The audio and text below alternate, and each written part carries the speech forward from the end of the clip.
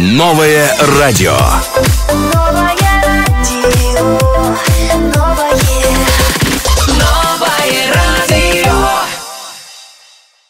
شما بخیر شنوندگان عزیز این لحظه با شما منظر نیکوری رستم و شما رادیوی نو رو گوش کرده استودیت نوجی 95 FM در تمام کشور فرا رسانی روز یک شوم نیکی زندگی با همه شما مبارک باشد. این شوم مهمونی نوبتی برنامه شنگوی ما هنرمندی شنوخته توجی و نفری که همیشه صدایشون در کشور تعیین انداز است شهرت سایناکوف.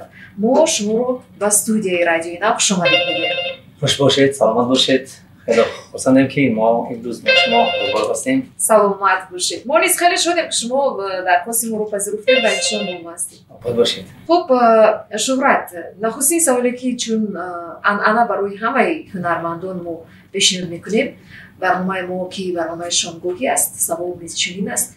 عادتاً شام شما چگونه آغاز می‌یابد؟ شام این کدام وقت است برای شما؟ با کی اون رو استقبال می‌گیرید؟ عادتاً در کجا می‌گذرانید؟ پسر من از مکتب می‌گیریم و اولم رو از جای کار می‌گیریم و خانه بریم و شامگاه با هم هستیم و یعنی صحبت می‌کنیم و درس‌های فرزندان را تیار می‌کنیم. و چقدر پدری مسئولیت شناس. و من امروز وظیفه خانگی را اجرا نکردم و با شما هستم و با شنونده هستم. و همین طریق بعد در خانه باز شام یعنی وقتی که خوراک میخوریم و بعدا من البته ایجاد میکنم، موسیقی میکنم، مینوازم و همین طریق شام من خوش میگذره. بهترین. و میدونید چی؟ شما این شام وظیفه خانگی فرزندتون رو تیار نکرده موندید نه. پس از زیفیر شما میتوانید حتما این وظیفه رو باز روید اجرا کنید. وقت هست فکر میکنم. الکی رفتن. رفتن. یعنی که در کجا الکی مکتب فرزندم در مرکز است، یعنی نزد تلویزیون سفینه است. خودم در طرف فیلارمونی پروسیوزبان. حاضر زنگ زدم رسیدند. خوشبختانه جانم آرام است، من با شما هستم و با شنونده هستم. خب شهرت چند فرزند دارید؟ یک دختر، یک پسر. دخترچم نقره نام دارد. عجیبی بود. نقره. و بعدا خیلی صنف 6 هستند. پسر من نورشید نام دارد، صنف 4 هستند. اوکای فرزندهای شما کدام هستند؟ البته. و وقتی که شما در فضای اویله و سرود می‌آفرید که می‌نوازید که می‌خونید، این با همون روحیه صنعت دوست داشتن فرزندان شما تاثیر می‌رساند؟ محبت اونها رو نسبت این کسب و فکر شما پیدا می‌کند، زیاد می‌کند؟ البته اولین شنونده من فرزندان هستند، چون که من در خانه ایجاد می‌کنم و حتی گروهی من از کار من بیخبر است. من در خانه ایجاد میکنم، زمزمه میکنم، ازیاد میکنم، حتی هزارها بار تکرار میکنم. ایجادیات یک چیز است که تکرار بسیار میکنی و یعنی چند نمود ایجاد پیدا میکنی، انتخاب میکنی، این نمود میسرایی. پسر من صنف 4 است لیکن به من مصلحت میدهد. عجیب بود. همین طریق الکی مصلحت میده. البته. یعنی فکر و نظر خود رو میگه. من در آفریدن ترانه بیشتر فکر و عقیده اندیشه نظری اهل اویله خود رو میگیرید یا که با مخصوصا نفرانی که در این ساحه تجربه کلان دارند اونها نیز صحبت میشوید؟ چه خیلی؟ البته در خانه ایجاد میکنم، یعنی خیلی فرزندم فقط میگه که پدر سرود تیار است، رفتیم استودیو ثبت میکنیم. ما خیلی دیر میرم، بعد چند وقت میرم، بعد 2 ماه 3 ماه میرم. رفتیم ثبت میکنیم تیار است الکی. لیکن من درونش با چقدر نازک است، یعنی میخواهید که همه این نقرات دارد و اوج دارد و همه لحظه شما فکر میکنم و پسرم فقط که شنید میگه رفتیم ثبت میکنیم همقدر. لیکن و بعدا در جای کار با همکارانم صحبت میکنم، یعنی پیشنهاد میکنم و بعضی همکاران با هم مصلحت میدن اینجا با این خیلی شود با خوبتر میشود و همین گونه سرود به قلا میرسد. بهترین. من اگر در اصل گیریم در اویله شما بغیر از شما تا زمانی که مثلا شما صنعتکار شدید بغیر از شما یگان نفر نیست از اویله که اولادی شما صنعتکار بودن در این سال؟ خیلی وقت ما گفتگو کردیم که نبود و بعدا پیدا کردن که بودن و بعدا مادرم گفتن که تقوی من صنعتکار بود، یعنی با تصور مادرم گفت که مثل دولتمند خال گفت میسر بودن، آوازی بسیار بلند داشتن، بسیار شیردار جرنگوس میخوندن و تقوی مادرم بود است. یعنی یکون در روشن ما در یعنی دهات دیرزود زندگی میکنیم، اونو یک چند دهات دیگه پایان‌تر هستند. همین طریق من کودک بودم خبردار نبودم یعنی از این چیزا و همین طرف فکر کردم که ما یعنی همون طرف رفتم. از همین از چیز بابای مظفر اومده است. بابای مظفر یعنی خیلی جای گذشتگان جنت باشد البته. یعنی از همون بابا با ما اومده است. چی سبب شد که مثلا شما یک گروه همین روی صنعت رو پیش گرفتید یا که یکون آرزوی دارید شما بود یا که گویم بغیر از همه هنر سرایندگی شما یکون معلوماتی تخصصی دیگر سوها رو دورید یا که از زمان خردسالی من بسیار شوق و زیادی به فوتبال داشتم. من در دهات و در کوچه یعنی یک شخص نامدار فوتبالیست بودم. اوه شناخته و بچه مشهوری فوتبال بازی محلی. در این مثلا چند بار صحبت کرده بودیم و یک همسایه من یعنی اکاردیون داشت و من توپ داشتم و خلاصه من گفتم بیا اکاردیون خودت رو با من تی من توپم را به شما میدم. ای باز کردی دست. یعنی او فوتبالیست شد و من ارتیست شدم. عجیب بود. اون نفر حضور چگونه در یکون دسته کسبی هنرنمایی میکنه؟ همون نفر تا زمان دانشجویی خیلی یعنی یک ورزشگر خوب بود و همین طریق واسطه خیلی راههای زندگی چقدر است امروز ها از هر گونه پروبلم و همین مثلا رفتن از یعنی به طرف روسیه اونجا زندگی میکنند و خیلی سن سالم رفت دیگر زندگی خودش با فرزندان اون پیش میبرد زندگی. اویلای خود رو پیش میبرد. خب شما یکون معلوماتی مخصوصی اولی دارید در سوهای موسیقی و یکون البته سال 1991 من مکتب میانه را یعنی در روشان ختم نمودم و همین گونه به پایتخت به دانشگاه آموزگاری یعنی پیگ اینستیتوت آن زمان خوب شعبه موسیقی و سرود فاکولته موزیک پیانو بود. همونجا من داخل شدم. خوشبختانه ختم نمودم و در زمان دانشجویی من علاقه در پیگ اینستیتوت مشغول شدم. اوه در بین دانشجویان در همه محفل ها اشتراک می‌کنید؟ بله اون همه محفل ها به من فعال بودم. این را اگر من قید نکنم اون زمانی که دانشجویان با من خواندن اونا شاهد حال هستند. همین طریق این حقیقت است. تعریف نیست حقیقت است. دقیقاً وقتی شما گفتید که من در اونجا تحصیل داشتم یعنی تحصیل میکردم امروز اصلا کم صنعتکاران میتوانند که در اسباب‌های موسیقی نواخته تونند. شما در کدام نمودی اسباب‌های موسیقی نواخته میتوانید بغیر از سراییدن؟ از زمان گفتم که من اصلا با اکاردیون یاد گرفتم اولین بار نواختن و با گیتار و در یعنی امروزها یعنی اسباب الکتریکی یاماها است. خب و همین اسبابا را من نوازم و در همین اسبابا من ایجاد میکنم و اسبابای ملی را من یکم تا امروز نواختم تا دست نرساندم. نقشه دارید که موزیک در آینده البته بهترین میشنویم نفر در خطی لوق است و شما بخیر. السلام علیکم شما بخیر. تشکر زیاد. سلام باشه. شما نیست شد باش میگم شما رو و زنده باشید. میشنویم.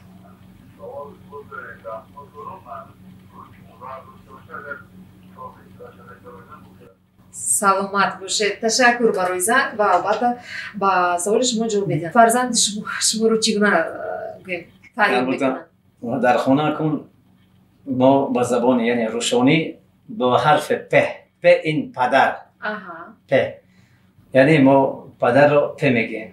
عجیب. همین طریق در ایران هم هست به فکرم. یعنی شما رو پ گفته ما مردم روشن پ میگیم. مروجت میگیم. پدر. عجیب.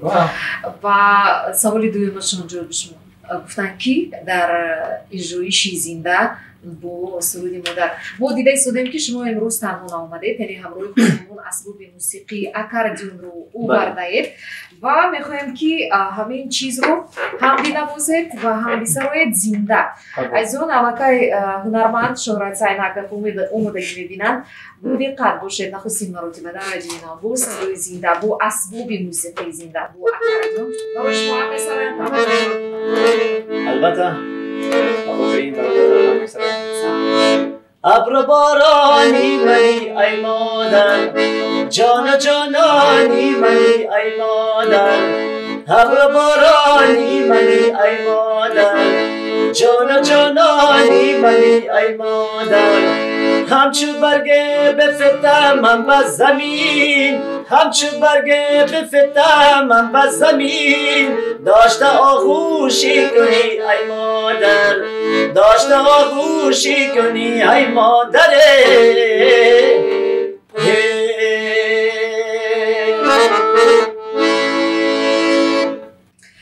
زنده باشید. تشکر. اجرایش خیلی عالی. من فکر میکنم شنونده ما خیلی قناعتمندند از اجرایش شما. خب ادامه میدیم صحبتمون رو با شما و باز یک پیامکی هست در صفحه وایبری میپرسند که ترانه مخصوصا به خود شما پسندتون کدام است؟ ما هنرمندان وقتی که در کدام لحظه که کدام سرود رو ما یعنی ایجاد میکنیم و در یعنی کارکرد مو آهنگ هستیم همه رو دوست می‌داریم و وقتای آخر یک سرود رو تیار کردم یک دم بیا به نزد من ای ماه مهربان من همین طریق من این سرود رو یعنی ثبت کردم و ایجاد کردم و هر روز قریب که در ماشین در خانه زمزمه میکنیم با آیله قریب که دوست می‌دارید. بله. و من از نگاه خود شما در میان مردم شما رو کدام ترانه‌تون همچون هنرمند معرفی کرده توانست و اندازه مشهور کرده توانست؟ اولین بار سال 2007 خب یعنی جشن وحدت بود و خوشبختانه من سرود تاجیکستان همه دنیای منی را ایجاد کردم و همون سرود یعنی مرا یعنی به تماشابین به شنونده نزدیک کرد و دلهای ما را پیوست کرد و من امروزها بعد همون سرود یعنی تماشابین با من در همیشه یعنی در پیوست هستند و دلهای اونا با من نزدیک است دل من با آنها نزدیک است. بهترین. شما میتونید همین لحظه از ترانه خود شاید با اسباب شاید بی اسباب زنده سرایید؟ میتونم به اسباب. مرحبا بشنویم شما. تاجیکستان همه دنیای منی آشیانی دل شیدای منی من تشنه برابی چشم سارانی تویم تاجیکستان همه دنیای منی مفتونی نسیم ملک خطلانی تویم تاجیکستان همه دنیای منی این یک نفسم به تو در این عالم چیست تاجیکستان همه دنیای منی قربانی بدخشان و زرفشانی تویم تاجیکستان همه دنیای منی تاجیکستان همه دنیای منی آشیانی دل شیدای منی. بهترین و اصلا باید بگیم که همین ترانه بسیار مصرع‌های پرمحتوا دارد مصرع‌های پرمضمون و انتخاب متن این ترانه از ایجادی که بود و اومد در این سمت شما با کی همکاری کردید متن رو چگونه انتخاب کردید و متن خیلی آفریده شد؟ خیلی خوب کردید. همون لحظه ها من یعنی خواستم که در جشن وحدت باید برآمد کنم و آهنگ را من پیدا کردم با دیگر سخن ها همیشه زمزمه میکردم لا لا لا میکردم خیلی هنرمندان میدن خیلی جا میشود بله و سخن ندارم و با استاد لیکن آهنگ تیار است. بله اول آهنگ تبلیغ با استاد شادروان سردار رهدار همکاری کردم و فکرهای خودم را یعنی در تلفنش ثبت کردم رفتم خانه‌اش و استاد شادروان سردار رهدار یعنی این سرود خودش از 3 قسمت عبارت بود و همون گونه در 3 روز 4 روز این قسمت هاشن نوشت و به من روان کرد و از درون 3 قسم یعنی همین تاجیکستان همه دنیای منی قسمت دوم بود مشهور شد. یعنی شما با همون متن یگان دیگرگونی وارد نکردید؟ نه همون خیلی کی بود سروید؟ بله بسیار بسیار مصرع‌های زیبا مصرع‌های خوش. از اون دل صحبت ما ادامه دارد با هنرمند شناخته تاجیک شهرت زینکов. شما میتونید سوالهای خود رو به رقم وایبری استودیو ارسال نمایید 55 00 55 955 و یا اینکه به ما زنگ زنید مستقیما به رقم 44 62 00 955. پس از شنیدن ترانه از خود هنرمند ما باز برمیگردیم صحبت رو همراه شما ادامه خواهیم داد. در موج نو باشید برای همه شما فرار رسانی شما زیبا مبارک باشد.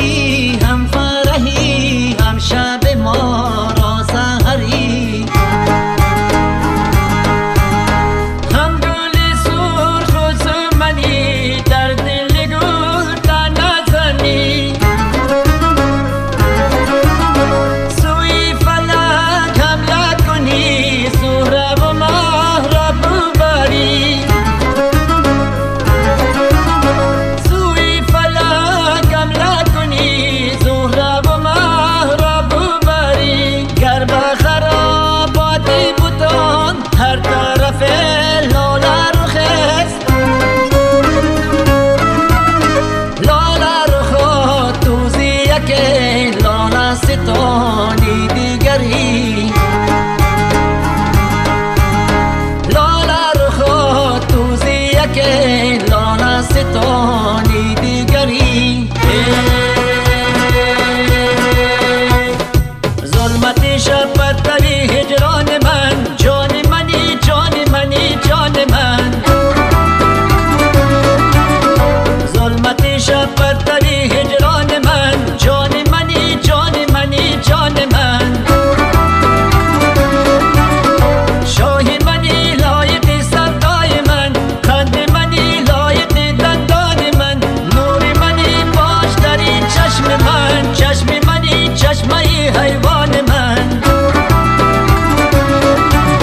شاهی منی لایق سردای من خند منی لایق دندان من نور منی باش داری چشم من چشم منی چشمه حیوان من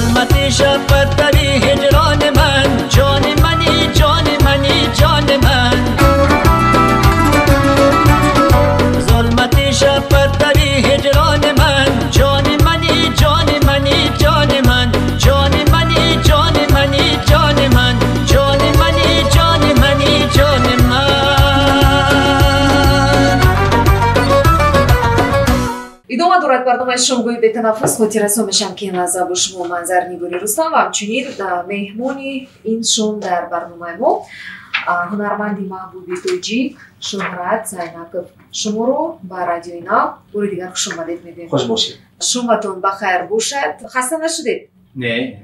انا صدای شما بخیر. خوب میشنویم صدایتون رو زنده بشید.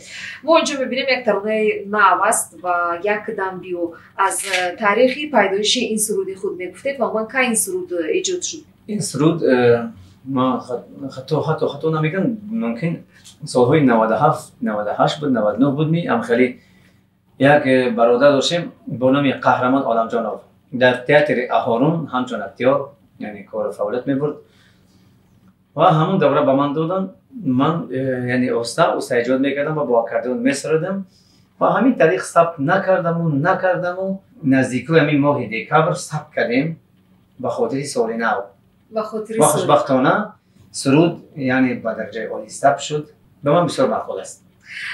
درباره چیست؟ درباره محبت است.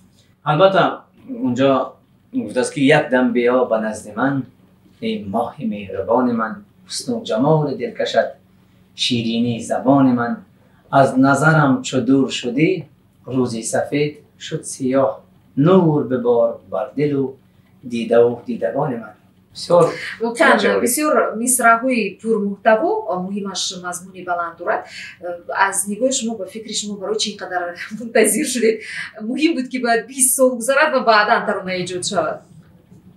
خودم حیرانم همیشه میخواستم که ثبت کنم ولی که نوبتش نامد و یعنی باوری نبود. من خواستم باز هم یعنی جذابتر با قوت‌تر کنم و همین طریق موسیقیش بسیار یعنی با قوت اومد و همین گونه باز انتظار داشتم شاید اون چیز دیگر در درون پیدا کنم در درون ما ایجاد و چیزی که من پیدا کنم خوشبختانه ثبت کردم. بسیاری ها میپرسند و قید میکنند که برای چی شما در سالهای اخیر کم هستید در صحنه؟ این چی سبب دارد؟ ترانه‌های نو از شما کم است و شما این حالت رو به چی وابسته میدونید در زندگی خود؟ من در صحنه‌های تلویزیونی بسیار برآمد میکنم و من هر روز در تلویزیون هستم، در برآمد هستم و امروزها من سایت های وای هستن اینترنتی شبکه‌های اجتماعی در حقیقت من در اینجا کم هستم و گفت ورسو اصلا در اینستاگرام عموما داخل نیستم. برای چی؟ و با من گفتن که همه مردم در اینستاگرام است حتی من حاضرم صفحه‌اش نمیدم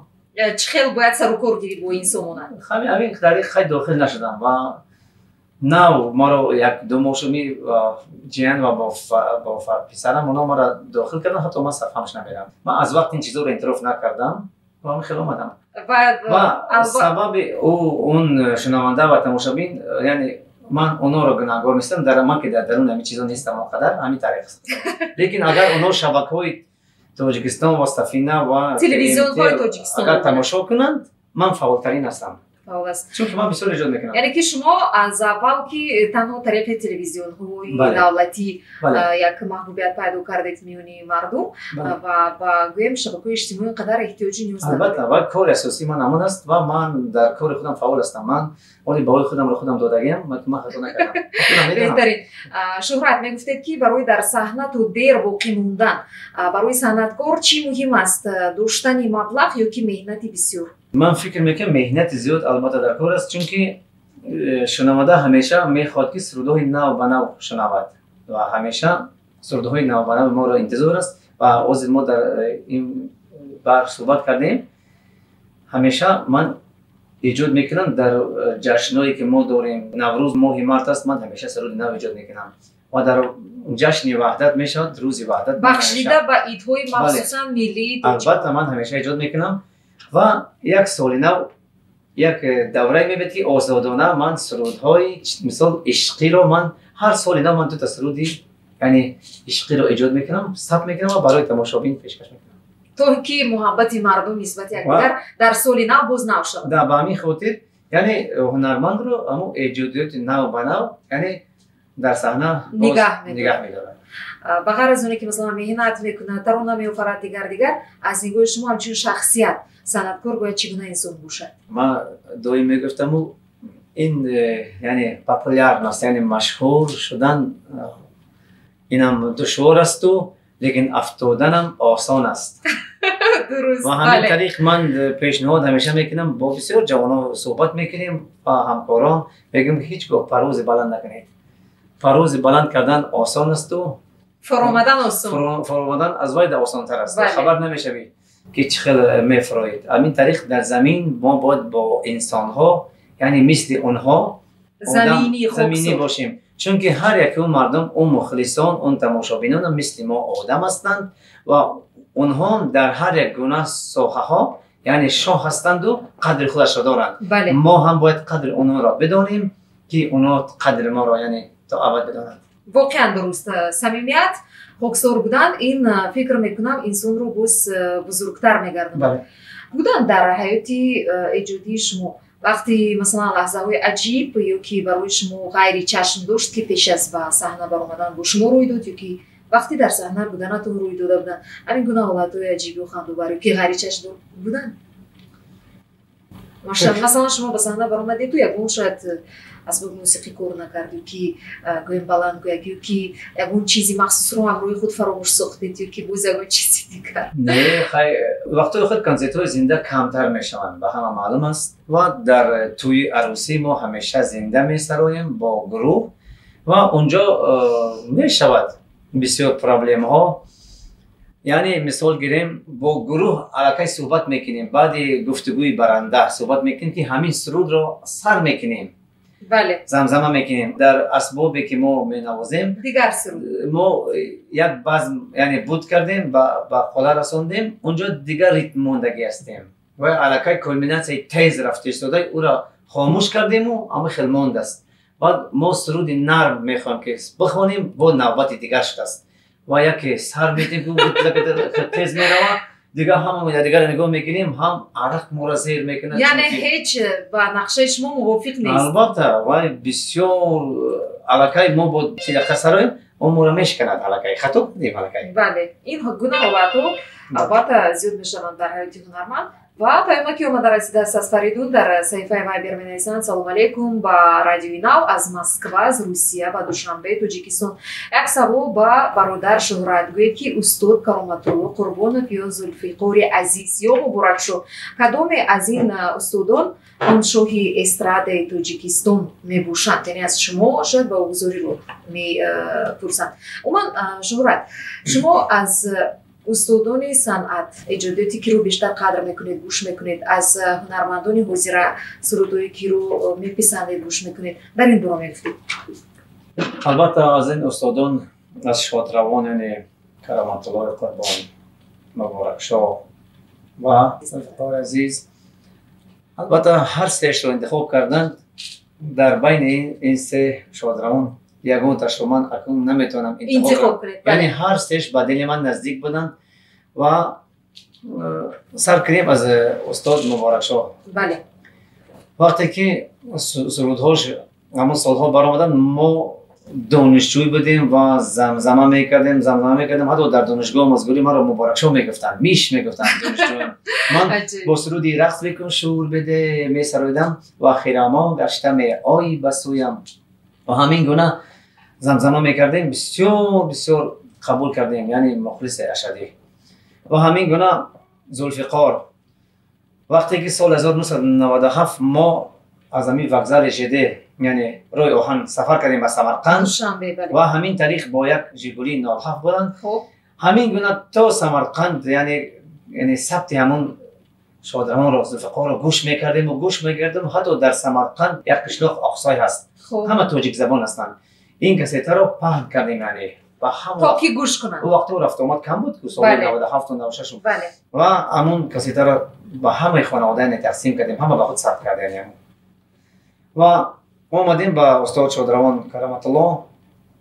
همون زمانی که من اولین بار به دوشنبه اومدم به پایتخت سال 1991 و شادروان کرامت الله یعنی از تلویزیون صدا میداد فقط و من تماشا میکردم و همیشه هوس میکردم که کی ما در این تلویزیون یعنی مثل شادروان کرامت الله برآمد و همیشه صدا میداد و من هوس میکردم همیشه همون سالها و هر سه این برای من بزرگ بودند. روانشان شاد بود، جاشان جنت. زنده باشید. و شما گفتید که بسیار مخلص اشدی مبارک شاه بودید و میتوانید شما همین لحظه با صدای زنده از یگان سرودشون 4 مصرع برای شنونده بسرایید. رقص بکن شور بده خدمان زلفان الله مای شبستان، چرخ بزن چرخ بزن آپیلا چشمان الله مای شبستان. فرا باید نیست و میروی از بر من دور چرا مست و مغرور چرا. خیلی تکرار نکردم روزگار. این سببش در آن است که من در آن زمان فقط سرودهای مبارک شاه رو میسرودم و با خود سوال گذاشتم وقتی که من در توی عروسی مثال وقتی که من میرم و بعد استاد مبارک شاه اونجا اشتراک میکنند من چی میسرویم و همین طریق من با خودم خلاصه برآوردم من باید سرودهای خودم را ایجاد کنم و بعدا من دیگر فقط در قسمت ایجاد خودم شدم و این شعرها را چند سال شد من تکرار نکردم، فقط میشنوم و ای به من نیست که من فراموش کردم روزی من تکرار نکردم. خوب است، خوب سرایدید و از اون ما ادامه میدیم برنامه رو با ترانه با نام یک دم بیو از خود شهرت زینکف و بعد باز برنامه ادامه خواهد یافت. در ناجی نباشید. دیگر شما بخیر شنونده عزیز، ناجی رادیو اینا برنامه شنگوی به تنفس با شما منظر نیگوری رستم و همچنین مهمونی این شبه ما البته سراینده محبوبی دوجی شهرت زینکف بار دیگر خوش آمدید. خوش باشید. چون میبینیم شما بو طوری مخصوص البته بو اسباب موسیقی کم است که مثلا بو اسباب موسیقی بیایند و هم بینوازند و هم بیسرایند. از این لحاظ ما میخواهیم که همین لحظه 4-5 مصرع از ایجادی خودتون یگان ترانه رو با نواختن اسبابی اکاردیون سرایده باشید.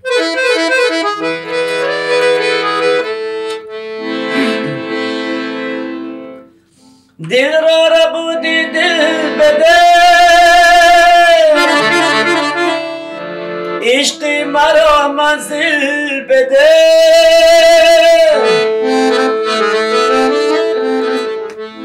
یک بوسه خوشگل بده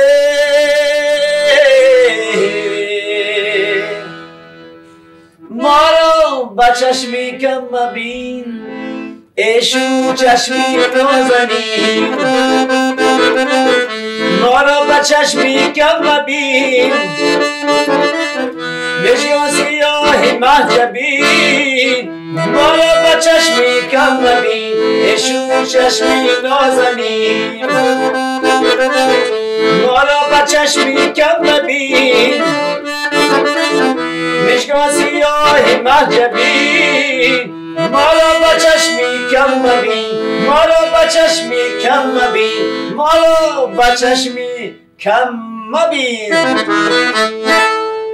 احسن، زنده باشید. بگذارید اجبار صدای شما خسته نباشید. آماد باشید. سلامت باشید. و ما میخواستیم بفهمیم که مثلا سالی که 2029 بس از اینکه بسیار دشواری و مشکلی داشت، برای شما چگونه بود؟ چی نقشه خود رو در این سال عملی کرده توانستید؟ چی لحظه های خوش رو از این سال در یاد خود دارید؟ میتونید؟ البته سال 2020 بسیار سال دشوار بود و چی نیت ارزویی که من داشتم ارزوی من عملی شدن، چون که من هیچ گاه رو افتاده نشدم در اون زمان. بسیار روزهای سخت بودن، لیکن من در قسمت ایجاد بودم من باوری داشتم که روزهای خوب ما را انتظار هستند و من برای همه شنونده میگم که سال 2021 یعنی بسیار سال پربرار است، یعنی سال قدم یکم است. 21 بله درست، یعنی قدم اولی است. من باور دارم سال خوب میبید و سال با برکت میبید و دل همه تماشابین و شنونده پر باشد که سال با برکت میشود. واقعا ما نیز با این امید میبندیم. ما از نام کارمندان رادیوی نو، از نام خود رادیوی نو، از نام خودم شما رو برای اینکه پیشنهاد ما رو قبول کردید، قدم رنج نمودید، وقتی قیمت خود رو در این نداشتید، بار دیگر سی بی پایان به شما ایثاری می‌نداری بیان میکنیم. خوش آمدید و در کارهای ایجادی، در عملی شدن نقشه هایتون به شما موفقیت و دستاوردهای نو در جاده صنعت، پروازی بلند رو در قله صنعت تمنا داریم. بگذار همیشه در زندگی موفق در ایجادیات، خوشبخت در این باشید. سلامت باشید. شما همین طریق بار دیگر خوش آمدید. خوش باشید. شماتون بخیر. عزیزان دیر اینشون در مهمانی ما قرار داشتند هنرمند محبوبی دوجیک شهرت سعی نکرد و در اینجا برنامه شنودوی به تنفس با خیر میرسد. خاطر از میشم که با شما بودم من زرنگوری رستم و همه شما شامی خوب و بلور تمنا دارم. همیشه در موجی نو باشید. خیر عزیزان دیر. Новое радио.